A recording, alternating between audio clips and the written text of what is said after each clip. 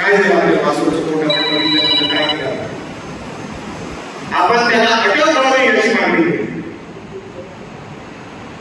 आमच्या खेळमध्ये एक ट्रक पकडला गेला आणि गावाने रेकी करून ठेवली होती की हा ट्रक पकडायचा.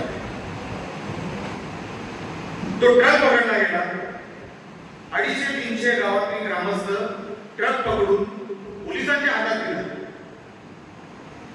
अजूनपर्यंत 250 लोकांवर केस का पकडून दिलं? तो गेला ना, काही शिल्लक ठेवणार नाही, काही शिल्लक नाही.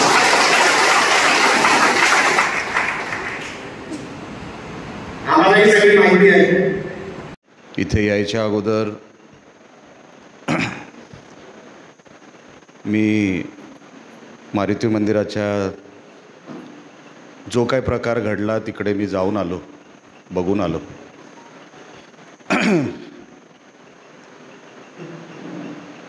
बघून आल्यानंतर काही प्रश्न मनामध्ये उपस्थित झाले ते मी तुमच्यासमोर ठेवणार आहे.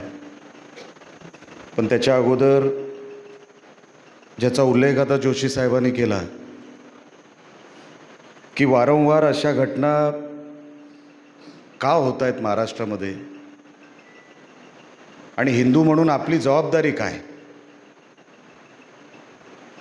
आज हिंदूंना एकत्र करण्यासाठी ही सभा लावली होती. पक्षाची नाही. तुम्हाला बसायचं आहे का हो? खुर्ची द्या त्यांना. ही कुठल्या पक्षाची कुठली सभा नाही.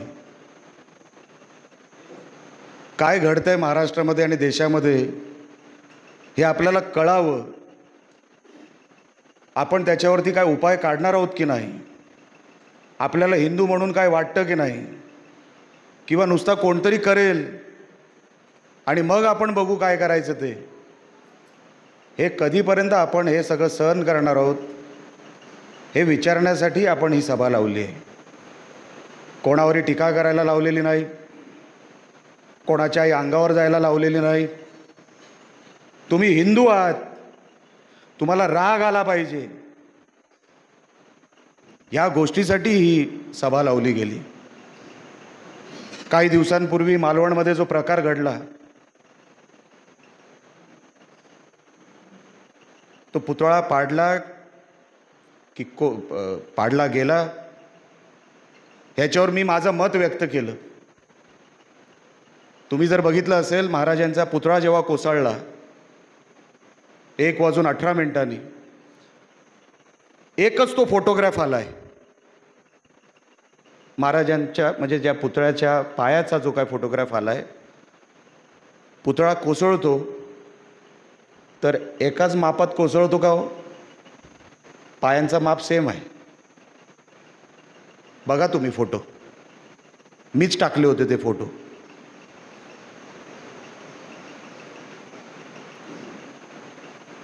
आपण प्रश्न नाही उपस्थित करायचे. मला आज काय राजकीय बोलायचं नाही आहे म्हणून मी तिकडच्या स्थानिक आमदारावर काय बोलणार नाही की तो तिकडे 15 मिनिटात कसा पोचला. कसलाही नियोजित कार्यक्रम नसताना माणूस का पोचेल तिकडे? काय वाट बघतो? जेव्हा एकाच उंचीचे मी बघितले, असं कसं पश्चिमेतून हवा आली तर पुतळा पश्चिमेकडेच कसा पडतो? मी म्हणत नाही आहे, रिपोर्ट म्हणतायत. राग येणार नाही? राग येत नाही? ते झालं नाही की हा प्रकार घडला. त्याच्या अगोदर गोमातेचा प्रकार घडला. म्हणजे कुत्र्यांनी खाल्लं वासरू. पोलिसांचं काय म्हणणं होतं तेव्हा? आपल्याला सगळ्यांना लक्षात असेल. पोलिसांचं म्हणणं होतं की कुत्र्यांनी वासराला खाल्लं. मग आम्ही इकडे रस्ता अडवला, मग आरोपी सापडला, आरोपीला अटक झाली. आम्ही म्हटलं आरोपी अटक झाल्याशिवाय रस्ताच उघडत नाही. जे करायचे ते करा, आम्ही रस्ता उघडणार नाही.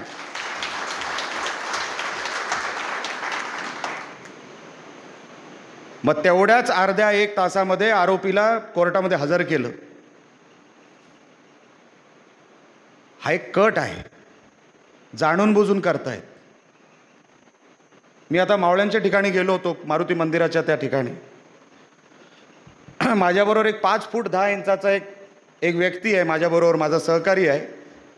घोड्याची उंची 5 फूट 10 इंच 11 इंच. त्याच्यावरती मावळा बसलाय आमचा. त्याचा हात 6.5 फुटावर आहे. बेवड्याने पाडला. बेवडा पोचू शकतो? अच्छा, तो हात खेचला म्हणतायत. आतमध्ये रॉड आहे साहेब, रॉड खेचू शकतो बेवडा? मी त्या 5 फूट 10 इंचाच्या माझ्या सहकार्याला सांगितलं, तू उभा राहा घोड्याच्या बाजूला. आम्ही बघितलं, टोपी सकट घोड्याच्या हाईटचा आहे. त्याच्यावरती आमचा मावळा बसलाय, खांदा 6.5 फुटावर आहे. मग बेवडा वरती चढला कसा? आजूबाजूला 3 गोष्टी आहेत. महाराजांचा तो हात, आपला स्वर्गीय बाळासाहेब ठाकरेंचा तो हात, त्याच्या आतमध्ये त्याच्या हातावर रुद्राक्ष वगैरे, ते एक आहे. ते कुठलं हॉटेल आहे ते काचेचं? व्यंकटेशच्या मधोमध जिथे CCTV लागलेत, त्याचं तोंड कुठे आहे मला माहीत नाही. जिथे CCTV आहेत त्याच्या खाली एक गार्डन आहे, तिथे पण फ्रूट लावलेत, फ्रूट. बरोबर? बेवडा तिकडे गेला नाही, वेडा तिकडे गेला नाही. कोणी सापडला हिंदूंच्या विरोधात, तो मनोरुग्ण आहे, त्याला डोकं नव्हतं, तो वेडा आहे. अरे वेडा फक्त हिंदूंचेच वास्तू काय उद्ध्वस्त करतोय? अच्छा, सर्कल आहे, सर्कलला मशाली आहेत फायबरच्या, तिकडे तो माणूस गेला नाही. आजूबाजूला, सर्कलच्या आजूबाजूला मोटरसायकली 2 व्हीलर ठेवलेल्या असतात रात्री. कारण का मी उद्यमनगरला राहायचो, माझं घर होतं उद्यमनगरला, तिथून 5व्या मिनिटावर माझं घर होतं. मला माहिती आहे अनेक 2 व्हीलर त्या सर्कलच्या आजूबाजूला उभ्या असतात. तो माणूस त्या 2 व्हीलरकडे गेला नाही, तिथे नाही फोडलं, फक्त मावळ्यांचे हात तोडले. ते जे काय ढाल होती, जे काय बाकीचं शस्त्र होतं, ते जमिनीवर फेकलं गेलं. एका बाजूला लँडमार्क, 3 बाजूला ह्यांना वातावरण चिघळवायचं आहे. हे असेच नाही आले. अच्छा, केला कोणाला पुढे केला? हिंदू मुलाला, गावडे नावाच्या. कोण तो? कुठल्या तरी ट्रॅव्हलच्या ड्युटीवर, कसलाही क्रिमिनलचा इतिहास नाही. माणूस का जाईल? जो ट्रॅव्हल्समध्ये मुलगा काम करतो, मिरकरवाड्याच्या जवळ राहतो,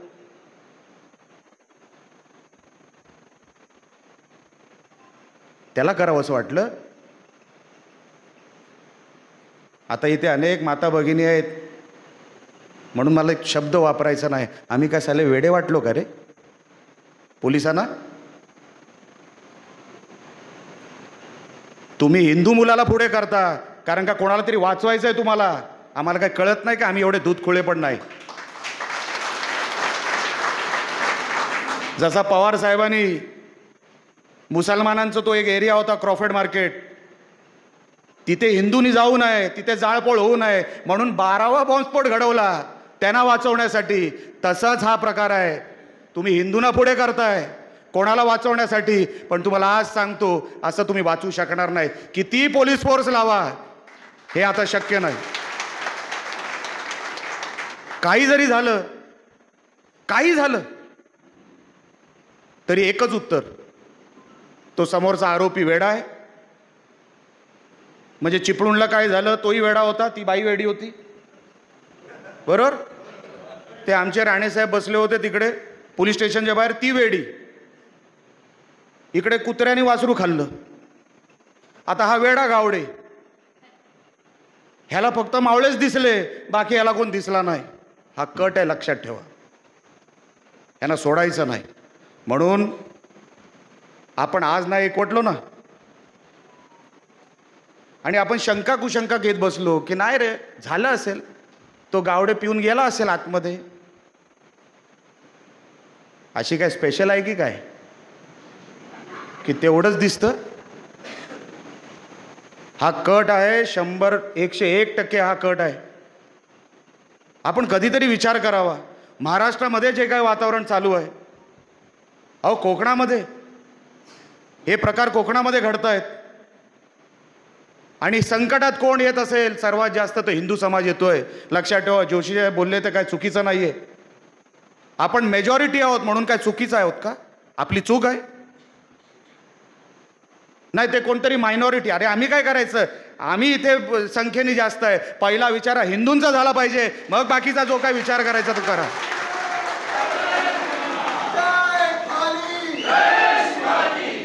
या सगळ्या घोषणा आहे ना, या हॉलपुरतं ठेवू नका. जेव्हा समाज बोलेल ना, जेव्हा समाज बोलवेल तेव्हा तिकडे जमला पाहिजे होता. अरे पोलीस होते तर म्हणजे काय झालं? पोलीस म्हणजे कोण? पोलीस काय आम्हाला सांगणार कुठे उभं राहायचं कुठे नाही ते? अरे आमच्या मावळ्यांवर हात टाकतायत. आमचा आरोप आहे महाराजांच्या पुतळ्याला पण घातपात झालेला आहे. आमच्या गाई वासरं मारून नेत आहेत. आपण गप्प बसायचं काय? का कधीतरी केस होईल म्हणून?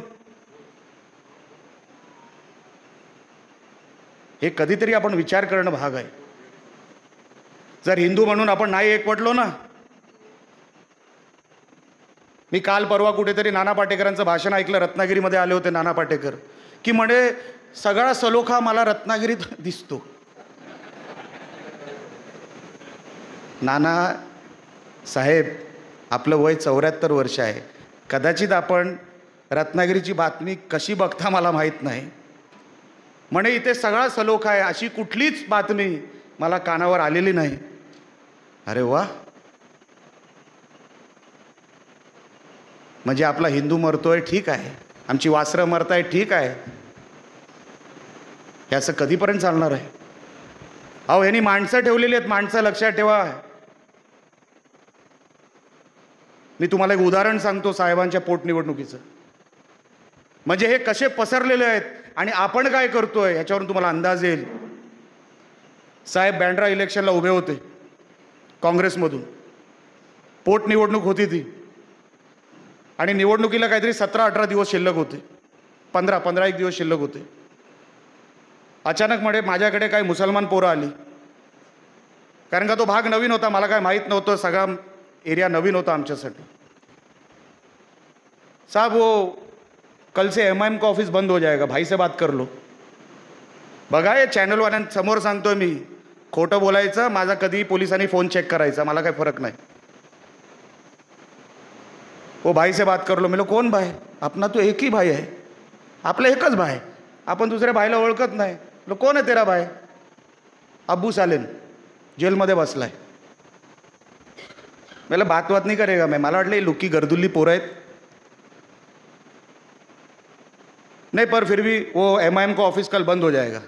मला तू जा ना यार. आणि मी माझ्या कामाला लागलो. मला वाटलं असंच कोणतरी आलं असेल सांगायला. नंतर दुसऱ्या दिवशी माझं असंच लक्ष गेलं, अरे खरोखरच MIMचं ऑफिस बंद झालं. मी बोलत चल योगायोग असू शकतो. परत माझ्याकडे 2 दिवसांनी आले. साहब देखो ऑफिस बंद हो गया, अभी तो बात कर लो. बोललं तेरे को भाई समझ में नहीं आ रहा है, मला बोलायचं नाही ते. मग त्यांना वाटलं की हा आता आपल्या काय ताब्यात येत नाहीये. काँग्रेसवाला होतो म्हणून माझ्याकडे आला. लक्षात ठेवा, काँग्रेसमधून निवडणूक लढवली. त्यांना काँग्रेसच्या उमेदवाराला जिंकायचं होतं. नंतर मला कळलं की ते MIMचं काम करायला लागले. MIMचा उमेदवार तिकडे उभा होता. आमचा पराभव झाला 15,000 आणि MIMला 15,000 मतं मिळाली. पडला कोण? पाडला कोणी? ह्या 15,000च्या मतांनी. हा विचार करा. हे कोणालाही पाडवायचं ठरवतायत. ह्यांना जेव्हा कोणाला पाडवायचं आहे नाही आपल्याला राग कसा येत नाही. साहेब परवाची माने साहेब तुम्हाला एक घटना सांगतो. साला माझं टाळकंच सरकलं. म्हणजे हे माझ्या मुंबईमध्ये होतंय. परवाची घटना तुम्हाला सांगतो. माझ्या एका मित्राला केक विकत घ्यायचा होता. केक. तो नेहमी जिथे केक घेतो तिथे केकचं दुकान बंद होतं. तर तो बोला चल बाजूच्या दुकानात जातो. हिंदू, हा मित्र माझा हिंदू. तो बाजूच्या दुकानात जातो. तिथे बघितलं की ते सगळे वेगळ्या धर्माची लोक उभी होती, सगळी काही मुसलमान होते असे. मग त्याला तो व्हिडिओ आठवला की ते भाज्या चाटून देतात ना, माहिती आहे ना, मी खोटं बोलत नाही आहे, सगळं ह्याच्यावर आहे. तर हॅपी बर्थडे आणि नाव लिहावं लागतं, कोणाचं तरी नाव आहे, कोण किसका केक आहे. बोला झाला हिंदूचं सांगितलं तर थुकून देतील, म्हणून त्यांनी काय केलं, हॅपी बर्थडे आसिफ करून टाकलं. हसायची गोष्ट नाही आहे ही माझ्याबरोबर मला ऐकवलेली घटना आहे. म्हणजे फक्त कोणी त्या केकवर थुकू नये म्हणून त्यांनी नाव बदललं. ही सामान्य लोकांची ही व्यथा आहे. ही जर आपण नाही ना काय करू शकलो, पुढची पिढी तर सोडून द्या. महाराजांनी 350-400 वर्षापूर्वी जो काही संघर्ष केला होता ना, त्याच्यामुळे आपली आडनावं आहे तशीच आहेत, लक्षात ठेवा. अहो आपण काय करतोय, कुठल्या व्यवस्थेमध्ये आपण आहोत, आपल्याला काहीच नाही. म्हणजे विचार करा, मुंबईमध्ये राहणारा एक हिंदू केकच्या दुकानात जातो, केक घेतो, पण त्याला आजूबाजूचे काहीतरी वेगळे दुसऱ्या धर्मातले दिसतात म्हणून तो बोलतो हॅपी बर्थडे, नावच चेंज. ही किती मला एवढं ऐकून मी बोललो काय बोलू आता, काय बोलण्यासारखं आहे याच्यामध्ये. आणि म्हणून जे काय सभा आपण जी काय आयोजित केली, सगळ्यांना एकत्र आणण्यासाठी, कोणाविरुद्ध बोलण्यासाठी नाही किंवा कोणाविरुद्ध काही तक्रार करण्यासाठी नाही. आपण उभे राहिलो तर कोण समोर सुद्धा येत नाही, पण ती ताकद तुमच्या प्रत्येकाची असली पाहिजे. म्हणून साहेब आजची तयारी आहे. नका घाबरू पोलीस प्रशासनाला, काय करणार आहेत ते, गोळ्याच मारतील ना, ते पण माणसंच आहेत. अहो पण आजचा वेळ निघून गेला. आपण फक्त मतांचं राजकारण करत बसलो. आपण कुठेतरी विचार करत बसलो की आपल्या मुलाबाळांचं काय होणार, आपल्या कुटुंबाचं काय होणार, आपल्या नोकरीचं काय होणार. कसं होणार उद्याचं, कसं होणार. रत्नागिरीमध्ये मला नाना पाटेकर बोलले ना, त्याचं पण वाईट वाटलं की सलोखा आहे, सलोखा रत्नागिरीमध्ये. त्यांना कधीतरी गाडीत बसून आहे ना मिरकरवाड्यात घेऊनच जायचं आहे मला. त्याला दाखव सलोखा इकडे.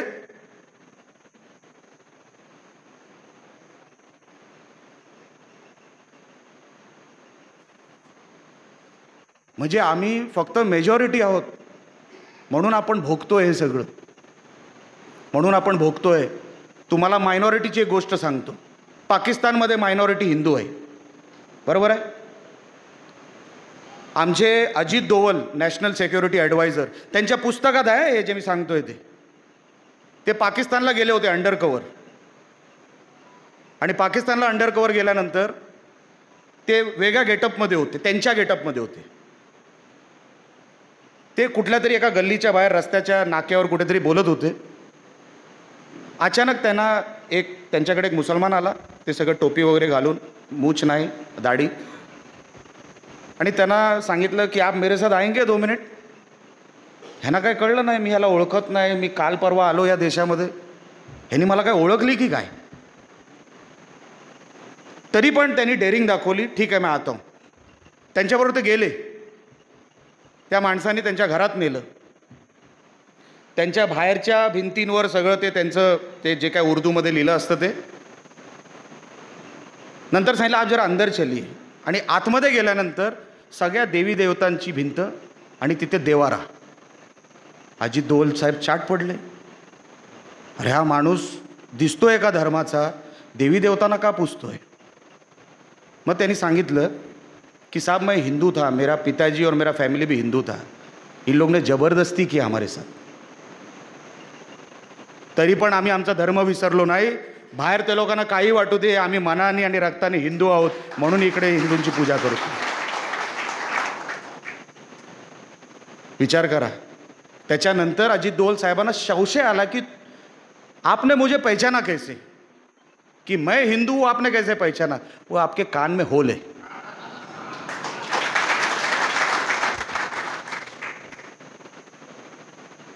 विचार करा ते कसे जगतात हो तिकडे महिनो। तो माणूस हिंदू आहे पण तिथे सांगू शकत नाही, जगायला देत नाही। नाही तर काय अवस्था होईल त्यांच्या माता भगिनींची, त्यांची स्वतःची, हे आपण विचारही करू शकत नाही। बघा बांगलादेश मध्ये वगैरे काय झालं, किती घाणेरडे प्रकार झाले। अहो आपल्या हिंदूंकडे हा एकच देश आहे, आपल्याकडे नाही आहे दुसरा देश। नेपाळ एक होता 90% हिंदू, आता तो पण कमी झाला, पण नेपाळ लहान देश आहे। जर आपण आपल्या देशामध्ये हिंदूंचे रक्षण करणार नाही तर आपण कुठे जाऊन करायचं आहे? चंद्रावर?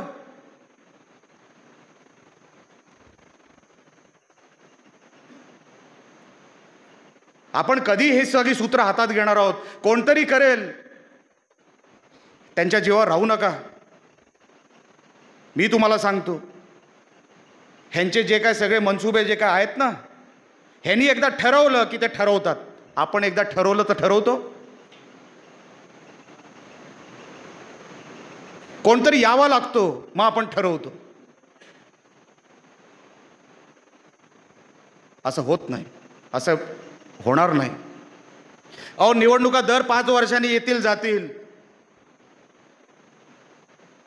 या देशात सर्वात जास्त हिंदू आहे आणि सर्वात जास्त हिंदूच राहायला पाहिजे, याच्यासाठी आपण आम्ही काम केलं पाहिजे। समोरच्याला भीती असली पाहिजे, ह्यांच्या अंगावर जायचं नाही। जर ह्यांचं एक वासरू गेलं तर डुकरं इकडे तिकडे पडतील, ती भीती असली पाहिजे। काय झालं आपल्या वासरूचं तोंड आपण बघितल्यानंतर काय केलं आपण त्याला अटक व्हावी अशी मागणी केली।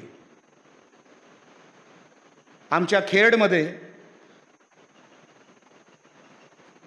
एक ट्रक पकडला गेला आणि गावाने रेखी करून ठेवली होती की हा ट्रक पकडायचा। तो ट्रक पकडला गेला, 250-300 गावातली ग्रामस्थ ट्रक पकडून पोलिसांच्या हातात दिला। अजूनपर्यंत 250 लोकांवर केस आहे। का? पकडून दिलं म्हणून। मी माहिती तुम्हाला खरी सांगतोय, खेडच्या तुम्ही कधीही तुम्ही जाऊन विचारा पोलीस स्टेशनमध्ये, आजपर्यंत त्या खेडमध्ये 250 लोकांवर, ग्रामस्थांवर आजपर्यंत केस आहे।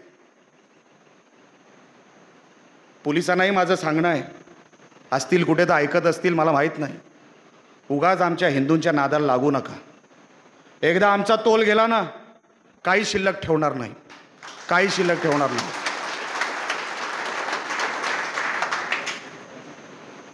आम्हाला ही सगळी माहिती आहे, आम्ही सगळे बघून आहोत, सगळे अड्डे खास खळगे आम्हालाही माहिती आहे। पण नुसतं एका गटाने, एका हॉलने हे सगळे विचार करून नाही होणार। जर तुम्हाला खरोखरच हिंदू म्हणून जगायचं असेल ना, तर तुम्ही हिंदू आहात हे पहिलं दाखवायला लागेल। जर आपण हिंदू आहोत हे जर दाखवू शकलो नाही ना, ही जर भीती मनामध्ये टाकू शकलो नाही, आमची वासरं अशीच मरत राहणार, आमच्या पुतळ्यांची विटंबना होत राहणार। आणि आपण कुठल्या तरी हॉलमध्ये बसून एकता मेळावा घेणार आणि सगळ्यांना विचार, आम्ही सगळे आपापल्या घरी जाणार आणि विचार करणार, आता सगळं नीट होणार, आता हिंदू एक होणार। असं होतच नाही कधी। तो तयार करावा लागतो, ती जिद्द मनामध्ये आणावी लागते, तोपर्यंत समाज उभा राहत नाही, लक्षात ठेवा। फक्त निलेश राणेचा बॅनरवर फोटो आहे म्हणून सभेला जे आले नसतील ना, मी येतो तुमच्या सभेला, तुम्ही लावा।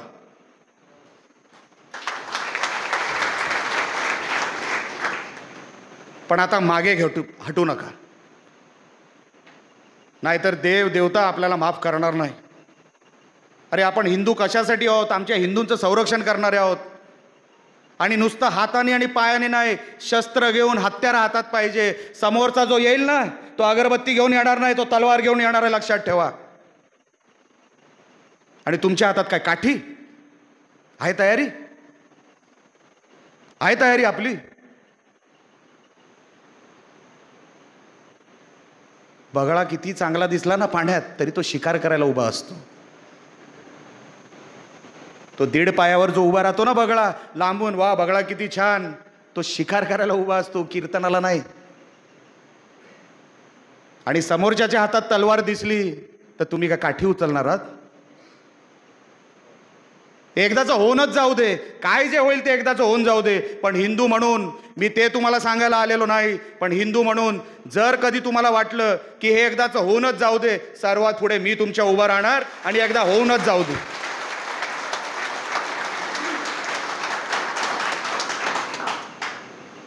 आमच्याही काही ओळखीचे होते मुसलमान. एका मुलीला पळवलं रत्नागिरीच्या. मेहताब नावाचा एक होता माझ्याबरोबर. त्याच्या मुलाने एका हिंदू पोरीला पळवलं. मी बोललो जर रात्रीपर्यंत पोरगी घरी आली नाही तू घरी नसणार, तू घरी नसणार, तेवढं लक्षात ठेव. ठोकून काढीन, पहिलं मुलीला घरी पाठव. मी हे नाही बघितलं किती वर्षापासून माझे संबंध आहेत. तोडून दिले संबंध. तू आमच्या एक हिंदू पोरीवर तू नको ते उद्योग करायला गेलास, अनेक वर्षाचे संबंध तोडून दिले. चाल नको आपल्याला. तू एक जाशील, माझी 10 हिंदू पोरं उभी राहतील.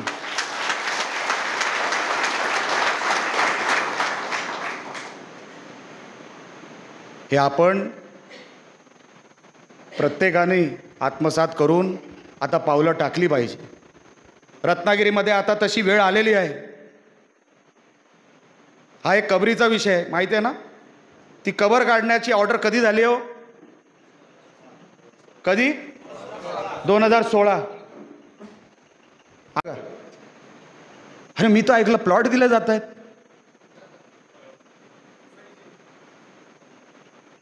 काही हरकत नाही,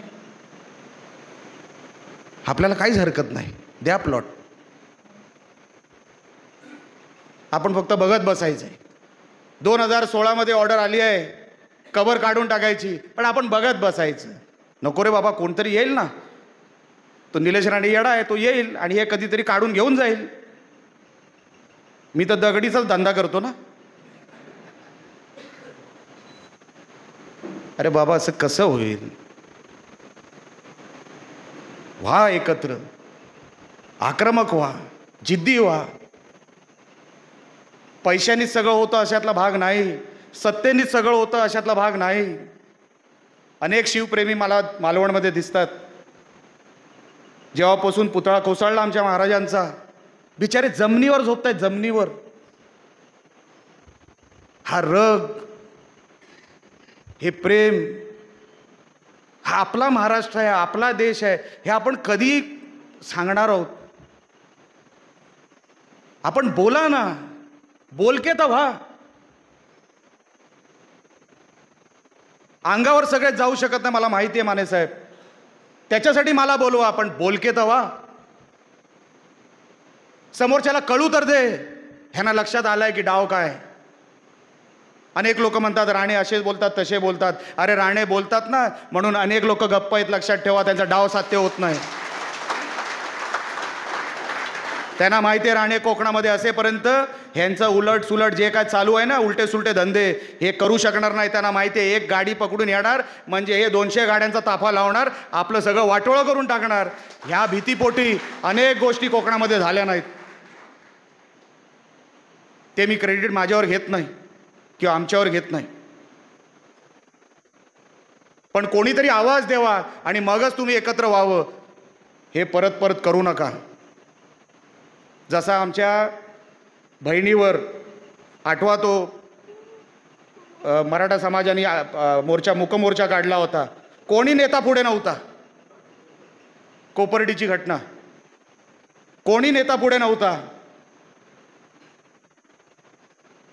किती लोक होती तेव्हा, पण आपण रस्ता बंद केला होता, आठवतं का? तेव्हा रस्ता बंद केला होता. मला आवडली एक गोष्ट, मी त्या केसमध्ये होतो. माझ्याबरोबर नंबरकारी, आरोपी नंबर 1 मी, आरोपी नंबर 2 भंडारी, आरोपी नंबर 3 वाणी, आणि एक कोणतरी मराठा आणि एक कोणतरी 5वा. मराठे आम्ही दोघं, बाकी सगळे हिंदू समाजाचे पण वेगळ्या जातीचे. विचार करा. जेव्हा एकत्र व्हायचं असेल ना तर एकत्र होता येतं, आणि जिद्द दाखवायची असेल ना तर कोर्टामध्ये पण माणूस जिद्द दाखवतो. मी तुम्हाला एक उदाहरण देतो आणि माझं मनोगत संपवतो एक 5-10 मिनिटात. कोपर्डीच्या आमच्या बहिणीवर जो काय बलात्कार झाला, त्याच्यानंतर छत्रपती संभाजीनगरमध्ये त्या कोर्टामध्ये ती केस चालली. त्या आरोपींना आतमध्ये घेऊन जाण्यात आलं. त्यांची तारीख होती आणि तारखेनुसार त्यांना तिकडे आरोपींना आतमध्ये घेऊन जाण्यात आलं. 4 मराठे होते संभाजीनगरचे, छत्रपती संभाजीनगरचे. त्यांनी बघितलं हे आरोपी आपसात हसतायत. 4च ते असेच उभे होते, जालन्यातले होते. आरोपी आपसात हसतायत कोर्टामध्ये. एवढं घाणेरडे कृत्य करून माणूस म्हणून ज्याला किळस येईल ना, अशी ती घटना होती. म्हणजे मला आपल्याला आठवलं ना तरी म्हणजे अंगावर काटे येतं. आणि ते आरोपी हसत होते. त्यांचं कुटुंब होतं, कॉरिडॉर होता, कॉरिडॉरमध्ये ते सगळे उभे होते आणि हसत होते, टाळ्या देत होते, आपण सुटणार. ह्या चौघांना आला राग. त्यांनी कुठल्या नेत्याला फोन नाही केला. कोर्टाच्या आजूबाजूला जे दिसलं ना त्यांच्यावर मारायलाच सुरू केलं. कोर्टाच्या आतमध्ये धामधूम तिथेच चालू. मला आवडलं. वकील मी दिला, बेल करून बाहेर आणलं त्या 4 लोकांना. हा जो राग आहे, हा जो रग आहे, हा आयुष्यात कधी संपू देऊ नका. अहो वेळ निघून गेल्यावर आपण किती वेळ अजून जगणार आहोत, किती वर्ष अजून जगणार आहोत, पण हा देश राहणार आहे. या देशातला हिंदू राहायला पाहिजे. त्याच्यासाठी जे काय करणं गरजेचं आहे तेवढं सगळं तुमच्याकडून घडलं पाहिजे. अहो आम्हाला काय केसेस घ्यायला आवडत नाही. कोणाला आवडतो? दिवस दिवस कोर्टामध्ये जातो. सकाळी सकाळी कोर्टाचं तोंड बघितलं ना तो मूडच जातो. आमच्या महिन्यातले 6-6, 8-8 दिवस कोर्टरूममध्ये. अनेक केसेस संपल्या, अनेक केसेस आजही सुरू आहेत. पण मी बोलतो, आम्ही बोलतो, चला आम्ही नाही केलं तर कोण नाही करणार इकडे. हे जर मी तुम्हाला मावळ्यांची गोष्ट सांगितली नसती, पोलिसांनी कधी सांगितली असती का? कोण चढून वरती जाईल? अच्छा, त्याला महाराजांच्या पुतळ्यावर पण जायचं होतं. बाजूला वाटतं काहीतरी मंडप बनत आहे कुठलं तरी. त्या मंडपात कोणीतरी हालचाल बघितली आणि त्यांनी बोंबा मारायला सुरुवात केली. ती बोंब ऐकून हा पसार झाला. मी पोलिसांना एवढं विचारलं, काय हो, जो काय तुम्ही व्यक्ती म्हणतायत वेडा जो होता तो आतमध्ये आला, त्याला फक्त 4च पुतळे दिसले, तो तेवढंच कसं फोडायला आला होता आणि बाकीचं कसं काय फोडलं नाही बाहेर? काही उत्तर नाही पोलिसांकडे. CCTV 2021 मध्ये माझं पत्र आहे मारुती मंदिराकडे, तुम्ही CCTV लावा.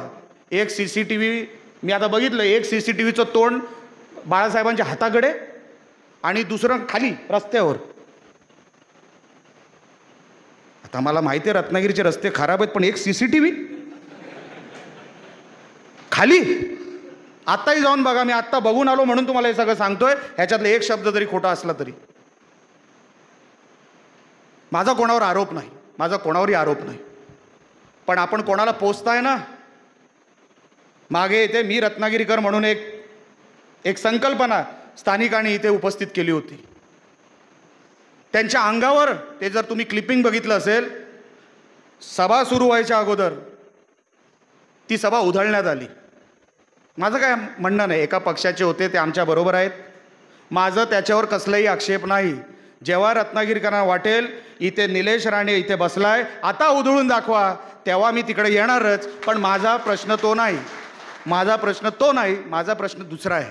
तुम्ही सभा उधळलीत, कदाचित तुम्हाला काही वाटलं असेल की हे वेडवाकडे इकडे बोलतील, आम्हाला ऐकायचं नाही, आमच्या माणसांनी काम केलेलं आहे, अभिनंदन. मी तो व्हिडिओ बघतोय, मी बोललो हे साले सगळे पुढचे जे कोण होते नंबरकारी सगळे मुसलमान. तो साला संगमेश्वरी फंगमेश्वरी सगळा,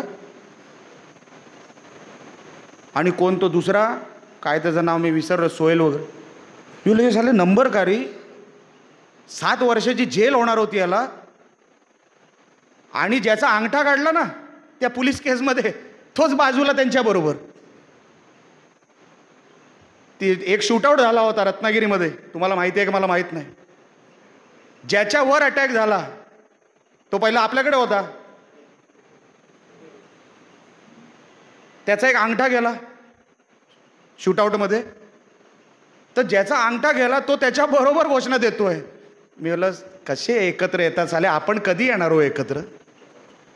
ज्याचा अंगठा गेला, ज्याच्या अंगावर गेला, ज्याला मारून टाकायचा प्रयत्न केला, ते सगळे मुसलमान एकत्र होते. आमचा हिंदू कधी एकत्र येणार आहे प्रश्न माझा हा आहे. त्याचा जीव घ्यायचा प्रयत्न केला तरी ते एकत्र. आपण कधी एकत्र येणार? सभा उधळली, माझं काही म्हणणं नाही, ठीक आहे, पण कोणी सभा उधळली? एक दोन लेडीज होत्या. आपल्याला राग आला पाहिजे. मी अनेकांना, कौस्तुभ सावंत वगैरे अनेकांना मी फोन केले की मी येतो, मलाही बघायचं कोण सभा उधळतं ते. आपण काही काळजी करू नका. मी काय कोणाचा विरोधक म्हणून नाही, आम्ही सहकारी आहोत. पण जिथे हिंदू समाजावर जर कोण वेडं वाकडं वागत असेल तर मी कोणाचाच सहकारी नाही, मी कोणाचाच सहकारी नाही. ही जिद्द जर तुमच्या मनामध्ये असेल, तुमच्या रक्तामध्ये असेल, अहो बघाव ते मावळे कसे लढले असतील महाराजांबरोबर. मी अनेक वेळेला, मला तर सरकारला विचारायचं आहे, आपण सगळे दिवस साजरे करतो, व्हॅलेंटाईन दिवस पण साजरे करतो, आपण कुठले कुठले दिवस साजरे करतो, आपण मावळा दिवस कधीच साजरा करत नाही. मी राज्य सरकारला विनंती करणार आहे, साहेब काही असू दे, एक दिवस असा काढा की फक्त मावळा दिवसच फक्त तो साजरा झाला पाहिजे. विचार करा, दऱ्याखोऱ्यांमध्ये किती मावळ्यांनी जीव दिला, की काय काय झालं असेल हो, त्यांचे कसे प्राण गेले असतील. ते तेव्हा लढले ना, म्हणून आपण इथे हॉलमध्ये बसलोय. लक्षात ठेवा, पंखा चालू आहे. आपण कुठेतरी त्यांच्यासाठी आपण नेहमी श्रद्धांजली, नुसतं श्रद्धांजली देऊन काय होणार नाही. हिंदूला आक्रमकच व्हायला लागेल. आणि जर ते कुठेही बसून आमच्या मंदिरांबद्दल बोलत असतील, आमच्या गणपतीच्या नावावर मस्करी, आमच्या देवीच्या फोटोवर मस्करी, आणि एक आमच्या कोणत्या प्रवक्त्या होत्या बीजेपीच्या, त्यांनी खरी वस्तुस्थिती सांगितली की तुमच्या कुराणमध्ये काय लिहिलेलं आहे, तेव्हा तिला मारून टाकायला गेलं. घरी रेखी करून ठेवली होती की आज हिला घालायचं. सरकार कोणाचं आहे? बीजेपीचं. ठोकायचं कोणाला ठरवलं? बीजेपीच्या प्रवक्त्याला. उघड धमकी देत आहेत की तेरे को ठोकेंगे. आपला एकही हिंदू मला नाही कुठे आठवत तुला ठोकून देईन सांगणारा. मीच कधी माझं बघितल्यावर आठवतं. आता तरी आपण सगळे इथे जेवढे बसले ते पण, जे ऐकतायत ते पण, आणि जे नाही आले ते पण. निलेश राणे महत्त्वाचा नाहीच. निलेश राणे फक्त हिंदू धर्माचा एक सैनिक आहे. मी कधीही साहेब नाही. तुम्ही जेव्हाही मला बोलवाल, कुठल्याही यात्रेला मला आमंत्रण असतं, आपल्या विश्व हिंदू परिषद असेल किंवा कुठलंही, मी सर्वात मागे उभा असतो. मी कधीही पुढे पुढे करणारा व्यक्ती नाही. पण जिथे मला कळलं की कोणतरी माझ्या समाजाच्या आडवं चाललंय तर सर्वात पुढे मी असतो. आणि जी काय भाषा मला कळते त्या भाषेमध्येच उत्तर देतो. मग मी माझ्या मतांचं मी पर्वा करत नाही की मला मतं मिळतील का नाही. अहो 2 पराभव झाले तरी माझ्यामध्ये काय बदल झाला का? उद्या अजून टाकाटकच आहे. कुठेही गेलो तरी आपल्याला काय, महाराष्ट्राच्या कुठल्याही कोपऱ्यात गेलो, तुमच्या सगळ्यांच्या आशीर्वादाने आपल्याला कुठल्याही गोष्टीची कमी मला देवाने दिली नाही. आणि म्हणून जे काय होईल ती पर्वा न करता, निवडणूक आली गेली पण हिंदू राहिला पाहिजे, हिंदू समाज जगला पाहिजे. आणि तो नुसता मुळमुळीत नाही, तो जिवंतपणा दिसला पाहिजे, तो आक्रमकपणा दिसला पाहिजे. अरे तू काय माझ्यावर करतोस, तू काय माझी वासरं कापून टाकतोस, उद्या डुकरं टाकीन तर तू काय बोलतोस तर बोल, मला आत्ताच बंदोबस्त करतो का नाही तुझा, बोल. अरे ही धमक असली पाहिजे.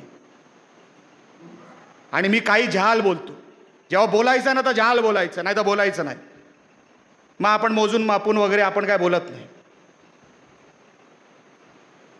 पण हे सगळं आपण लक्षात ठेवावं आणि जिथे जिथे तुम्हाला वाटेल की आज आपल्याला आपल्या हिंदू समाजाला आपली गरज आहे, कुठला जरी ट्रक दिसला, कुठल्या जरी मुलीचा तुम्हाला विषय कळला की हिला पळवलं गेलं आहे, पोलीस स्टेशनला जायचं आणि धिंगाणा घालायचा,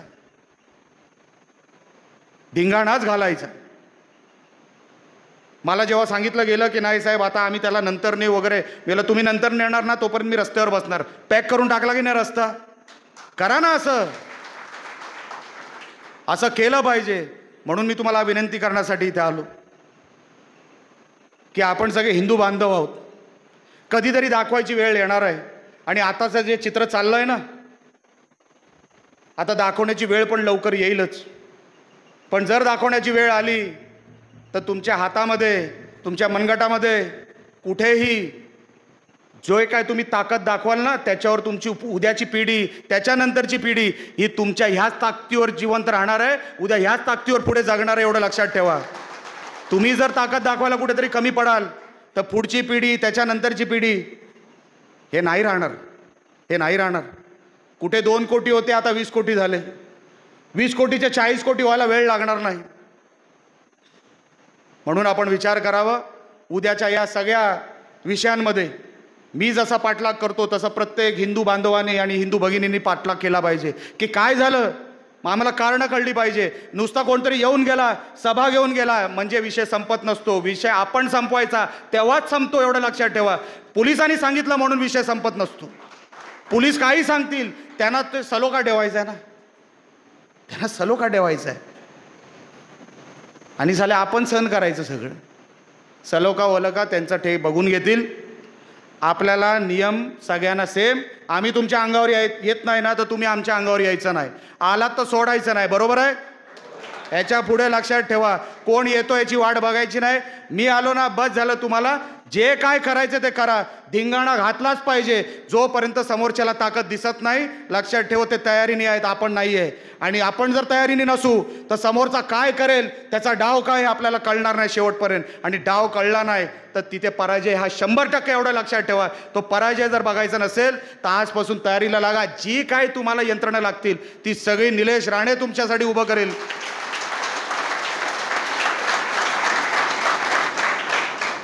तुम्हाला 100% खात्री देऊन तुम्हाला सांगतो.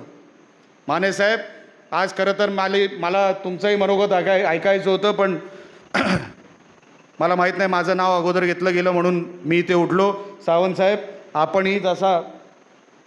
आपणही आता जोरात, एकदम जोरात, आता मागे बघायचं नाही. आता मागे म्हणून मी आज निवडणुकीचं बोलणार नाही, मी आज कुठल्याही राजकारणाचं बोलणार नाही. हिंदू समाज जगला तरच आपण सगळे आनंदात राहू. या देशामध्ये हिंदू मेजॉरिटी आहे, हिंदू बहुसंख्येने आहे आणि या देशात पहिलं हिंदूंचं बघा, बाकी मग सगळ्यांचं बघा. एवढंच बोलतो आणि थांबतो. जय हिंद, जय महाराष्ट्र.